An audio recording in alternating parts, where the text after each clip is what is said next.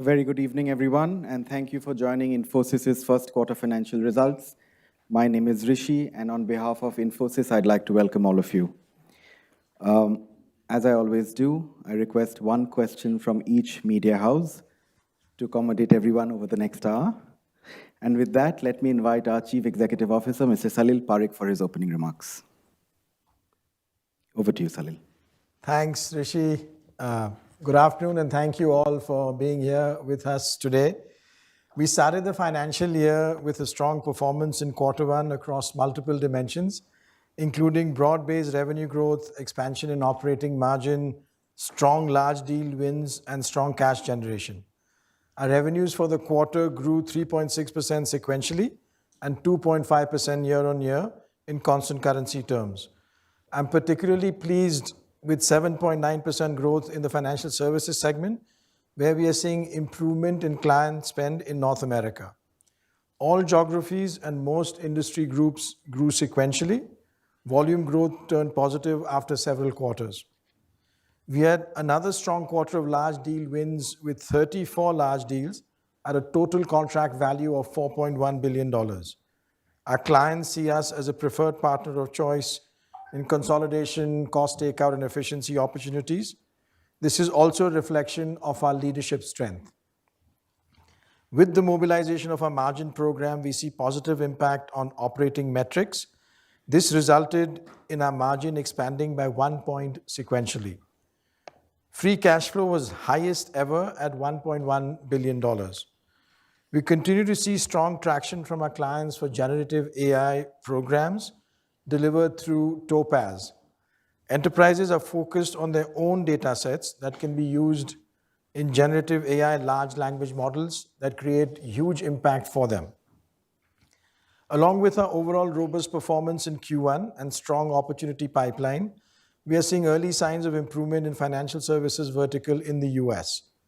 While discretionary spends continue to be under pressure, our highly differentiated offerings around driving efficiencies at scale and the transformation capabilities around generative AI have positioned us well in this market. With respect to our recent acquisition of Intech, we have received the required approvals and have closed the acquisition transaction. Given our strong performance in Q1 and our current outlook, we have revised our revenue growth guidance for the full financial year to 3% to 4% growth in constant currency terms. Our operating margin guidance for the financial year remains at 20% to 22%. With that, let's go ahead with the questions. Thank you. Thank you, Salil. We will now open the floor for questions. Joining Salil is Mr. Jayesh Sangharajka, Chief Financial Officer, Infosys. With that, the first question is from Ritu Singh from CNBC TV 18. Hi, here, Ritu from CNBC. Thank you for the question. A huge upgrade in the constant currency revenue guidance, 3 to 4%. So firstly, while you highlighted in financial services in the US, you're seeing some signs of a pickup. Overall, what is your sense on discretionary spend coming back? Where are the verticals you continue to see weakness? And was all of this upgrade organic, or have some of your past acquisitions that you've now completed had some role to play in this upgrade that we're seeing? Also, your margins are up about 100 basis points over the previous quarter. I just wanted to understand, is there headroom for further growth when you're expecting to take the wage hikes, etc.? And just one more question, if I may, on your headcount. As we've been asking you for the past several quarters, now 6 quarters it's been coming down. What are your hiring plans for the year? If you could just throw some light on that. So thanks for your question. Let me start with the first one. On the guidance, the way we see what's going on in the market and our guidance, first, we had a strong performance in Q1 on volumes, as well as the point that we made on financial services in the US. Second, we had a very strong performance on large deals in Q1, which gives us more visibility into this financial year. And third, we completed the Intech acquisition, which also helps us in this guidance. And Jayesh will give some color on the specifics with Intech as well. On the margins, Jayesh, for you. Yeah, so if you look at this quarter's margins, we have already expanded our margins by 100 basis points. If you look at the put and takes of that, almost 100 basis points came from last quarter's normalization. Last quarter we had one-off which impacted our margins. We had 80 basis points coming from Project Maximus, which is our margin expansion program, on the back of better pricing, which is value-based selling, better benefits from our efficiency pyramid, which is utilization, etc. And 40 basis points came from one-off benefit that we got in this quarter from one of the clients on revenue side. So those were the positives. On the headwinds, we had 1.2% coming from better variable pay and higher leave and other costs, resulting in almost 1% margin expansion for the quarter. The Project Maximus, as you know, has been we are working on it for last couple of quarters, and it has started showing results. Our long-term, medium-term objective on that is to expand margins from where we are. This year's guidance continues to remain 20 to 22%.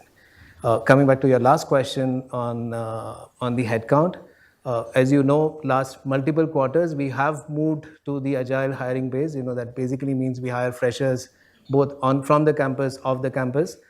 This quarter we had a 2,000% net decline, which is lower than the previous quarters. Our utilization is already at 85%, so we have little headroom now left. So as we start seeing growth, we will look at hiring. We are looking at hiring 15 to 20,000 freshers this year, depending on how we see the growth. Sorry, Salil, just to follow up on the first question. When you say the Intech acquisition also played a role in you upping your guidance, could you give us a clear breakup? How much of it is coming organically and how much inorganically? Sure.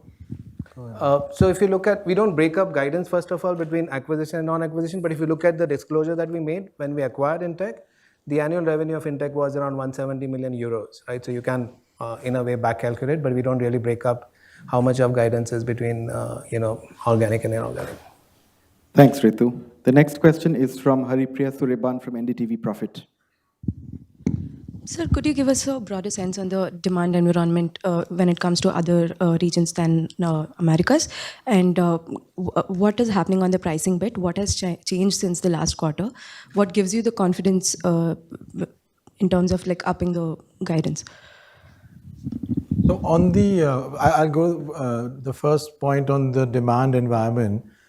In other regions, so what we see, which we've continued to see, good growth. First, sequential growth was good across all the geographies, but we see good demand in this sort of an environment in the European market where we've had good traction, and we've also had some of our large deals ramping up in that environment. Equally, in what we see in the US or the North American market as well. So both of those we're seeing good traction on. Jay should also give a little bit more color on industry later.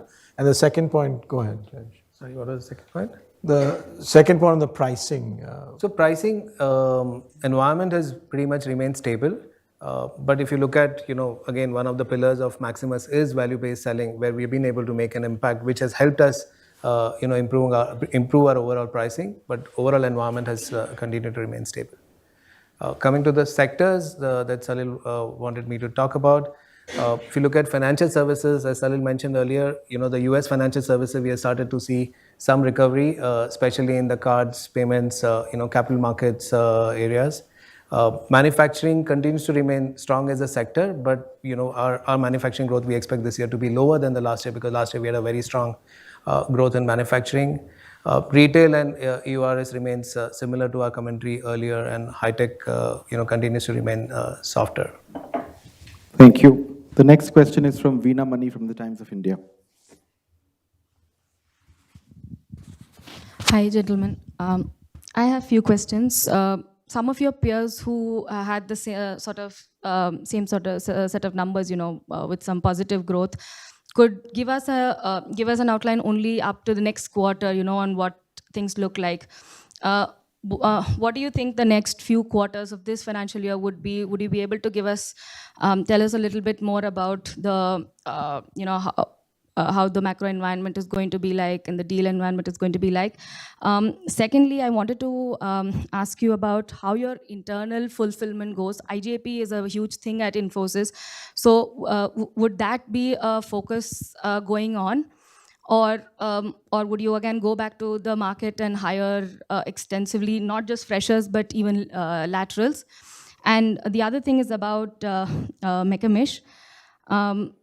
So you've called out in your annual reports that the cybersecurity is not as adequate as you would want it to be.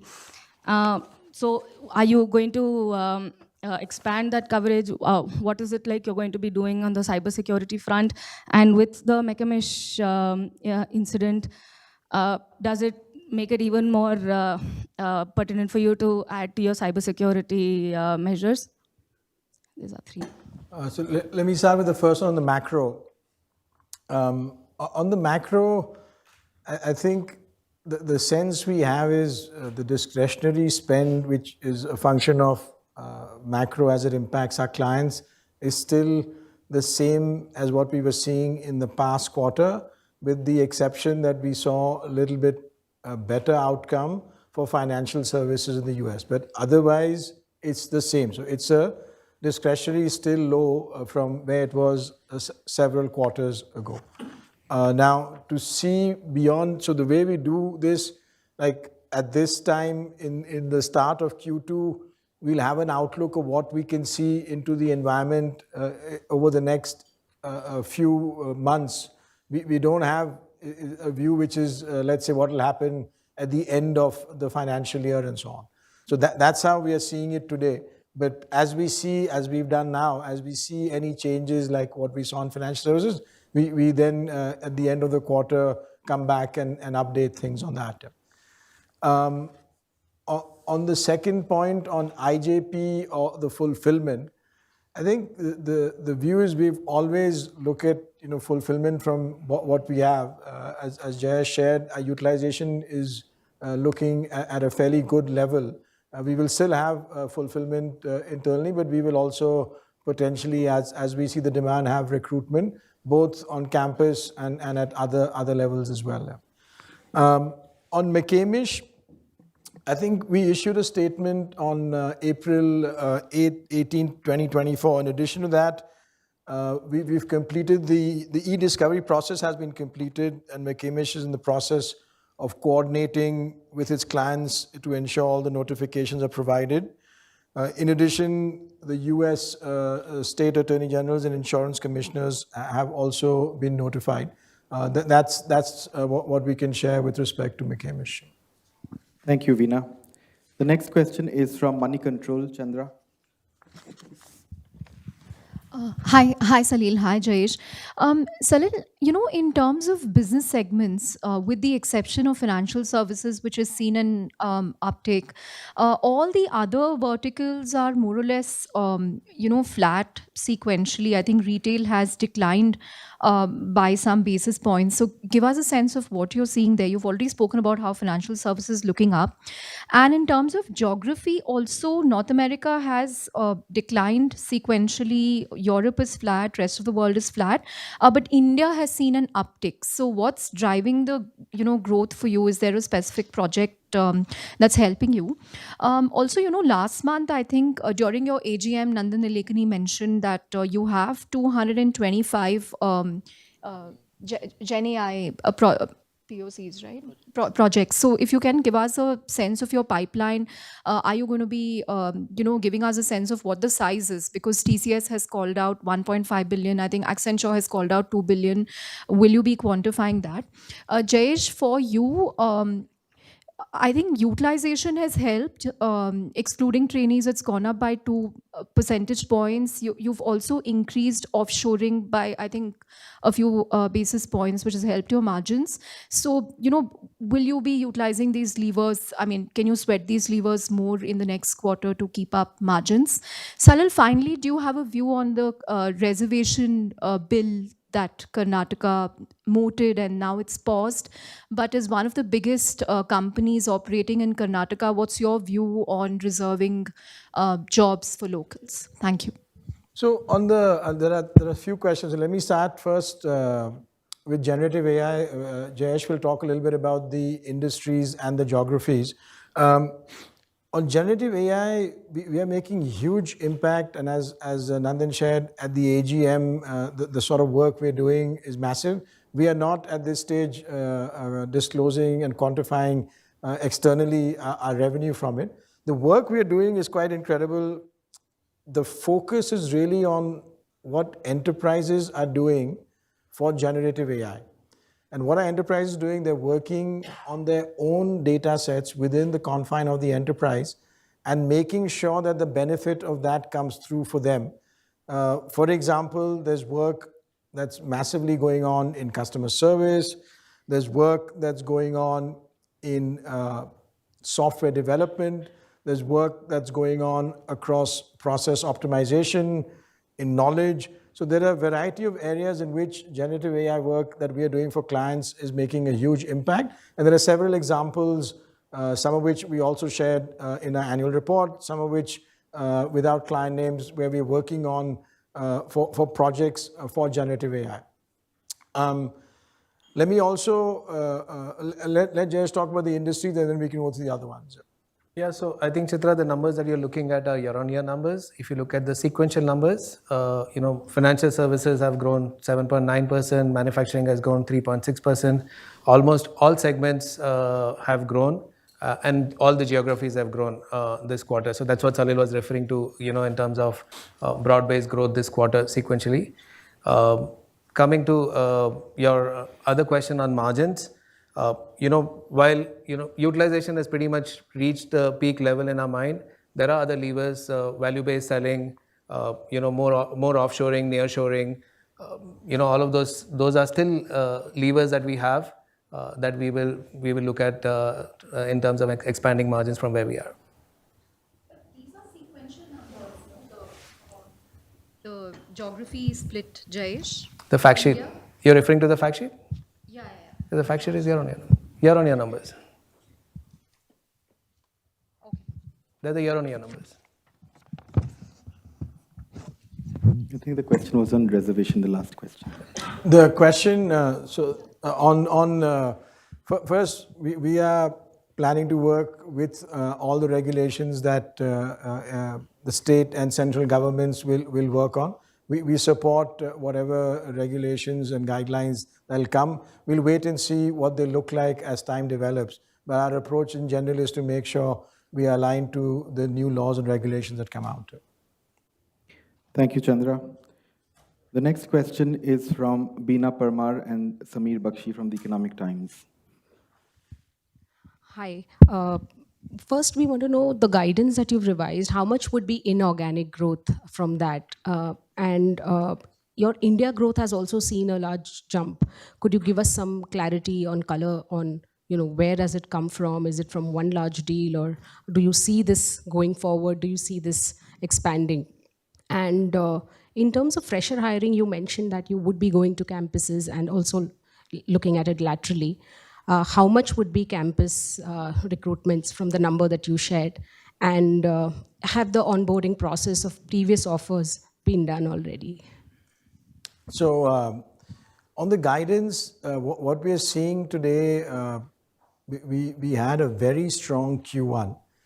With that performance, which focused on specifically volumes on financial services in the US, that gave us more confidence for the year. Then we saw the large deals in Q1 itself. That gave us more visibility for what we're seeing for the full year. And then we had the acquisition with respect to Intech. Those combined give us the support to increase our revenue growth guidance. As Jayesh said, we don't split out the guidance between organic and inorganic. However, the revenue number for Intech is something that we have shared. Jayesh just shared that. And so from that basis, you can add, it's a part of it. There's a vast majority of it is coming from what we see in the volume, financial services, and large deals. In terms of recruitment, as Jayesh just shared, we will be going to campus. between the way we do campus, which is campus hires ongoing and at campus, and that's in the range of 15 to 20,000 for this financial year. Is there a breakup on how much would be from campuses and otherwise? We generally don't. Sorry, go ahead. Go ahead. We generally don't break up that. It's a combination of from the campus and off campus. As we see the demand environment growing, we will look at which is the best source of. And has the onboarding of previous offers been done completely, or is it still pending? A small portion of that would be pending. The rest is pretty much done. And Salil, on the India growth, can you give us some color? Yeah, where the India growth. So there, first, India is a small part of our business. Each quarter, with different events, it can go up and down. In general, India business is doing well for us in terms of growth. In this specific quarter, as Jay shared earlier, there was also a one-off with respect to the India business. But in general, it's in good shape. It's a small number, and sometimes there's more movement because of small numbers. One more, if I can add, from your existing deals, what kind of percentage would be Gen AI projects, if at all, at least a ballpark number? So in generative AI, we are not sharing externally the value in terms of revenue or of the deals. What we are very clear about is, if you look at industry ratings, if you look at what others are saying about Infosys and our generative AI approach, it's leading in the market. We are also very careful. We are not combining generative AI revenue with AI revenue. AI has been going on for a while, and really today there's much more interest with clients on what generative AI can derive, and that's our focus. That's where we believe we have leadership, and that's where there's a huge distinction between what large companies or enterprises are doing and what consumers are doing on generative AI, and our focus is very much with the enterprise generative AI. Thank you, Bina. The next question is from Padmini Dhruvaraj from the Financial Express. Hi. You said that you finished acquisition of your ER&D company. So from when do you see it contributing to your revenues? And how many POCs of your AI use cases are in production now? And so this demand you said of BFS space in North America, is it also because the clients want to adopt to new technologies? And is bundling AI services in your regular deals, or are AI deals becoming separate from your transformation deals? Okay, so we'll go one by one. I think the first one was on what we are seeing with generative AI. ER&D. Oh, sorry, ER&D. So the acquisition is complete. I think that was the question. Or? From when do you see it contributing? Oh, when? It's complete yesterday. Yeah, so it'll start from this quarter. And in fact, engineering services is one of those areas which is growing well for us. We are seeing a lot of traction in the automotive space, in the medical devices space, broadly across all elements of engineering services. And we've had now two acquisitions that we've done on that. Then the second one was the demand in FS, if that also includes, is it because of AI or not? So there, what we are seeing with the demand in FS, which we are seeing improvement in, is across all of our capabilities. It's not only from AI or generative AI, it's also for cost and efficiency, consolidation plays. It's also sometimes very specialized, like in the payments and cards areas where we have some specialized capabilities. We see demand for those sort of activities, but it also includes AI in it. On the percentage of projects which have gone from POC to production, we don't share that externally. But what we did say and we continue to see is we are seeing a lot more work which is production projects. We are not seeing just POC work, it's real work in production with clients. For example, we're doing some work on credit risk analysis. Now, this is a project which is in production with a bank where with generative AI and AI, we are able to improve the quality of the decision making or help them improve the quality of decision making, and also the time, make it better. So this is a huge real impact that the client is seeing in this area. Thank you. The next question is from Haripriya Suresh from Reuters. Hi, good evening. I think most questions have been asked, but for the last few quarters, we've been talking about the delay in TCV to revenue conversion. Is that timeline getting better, or do you still is there still as much caution? And are you seeing any sort of transformation deals, or are you mainly in the cost efficiency and vendor consolidation deals kind of a thing? Also, your wage hike cycle last year, I know, was delayed. Are you coming back to the old cycle? Has the cycle been delayed? What is that environment like? Also, in BFS, I know you called out growth areas as cards payments, but are you still seeing any softness that you'd want to call out? But yeah, thank you. On the deals and the conversion, there was, I think 2 or 3 quarters ago, we had spoken about some specific deals which it was a slower start than anticipated. Today, we are seeing our large deals converting in as per expectation. So we had already reset that expectation, and it's as per that expectation. There's no further slowing, and there's no other change in that. The type of deals we are mainly seeing that cost efficiency consolidation deals. There's still not the appetite to spend big on a transformation, technology transformation type of program. On the wage hike and the other one. So on the wage hike, as you would recall, we've done our last wage hike in November last year. At this point in time, and every time we do a wage hike, we take multiple factors into account, right from what is the inflation, when the last time we did the wage hike, what's the peer practice, etc. And at this point in time, we are evaluating all of that. But at the same time, as I called out in my margin walk, we have improved our variable pay this year versus the last quarter and last year. Thank you. The next question is from Jas Bardia from the Mint. Good evening, sir. So you started the year with a 3.6% sequential growth in constant currency. And you termed it excellent in your prepared remarks. But you outline a full year growth between 3% and 4% in constant currency terms. So are you expecting business to decline in the second quarter or the second half of the year? What explains this tepid outlook despite a strong start? And so the second question, over the last 4 quarters, the company has kind of underperformed. What explains this slowdown? Is it a macroeconomic slowdown because Fortune 500 companies are doing well? The US economy is resilient. So is this a macroeconomic slowdown, if at all? Or is this because of company-specific issues?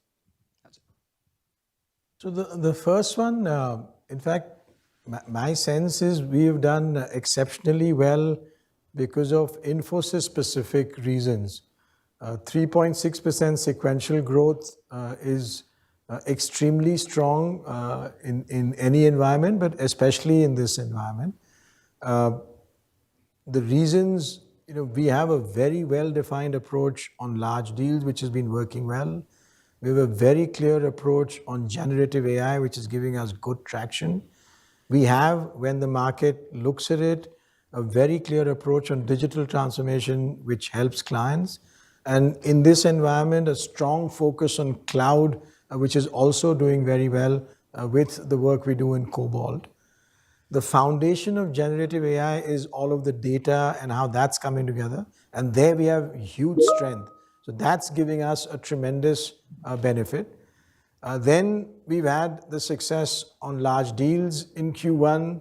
Then we've had a strong outcome on the operating margin because of the program we put in place some quarters ago on improving every aspect of how the operations work. And then we have free cash flow, which is at the highest level. So all of that combined give us a very strong start into this financial year. For the guidance, the 3.6 becomes 2.5 on a year-on-year basis. So the guidance is more on a year-on-year basis, where we've said is between 3 and 4%. And so we see that being a supportive of the guidance we are driving for 3 reasons. A good Q1, which was because of volumes and a good FS outcome in US. very strong large deals, and the Intech acquisition, which got closed in time. And so those are the reasons why the guidance has become 3 to 4%. Now, if you look at what is going on with the macro environment, at least in the Western markets with high interest rates, has curtailed most companies from spending on big programs on digital transformation. And we had, as we transformed the company, moved to 65% of our work into digital. And that's where we see the change.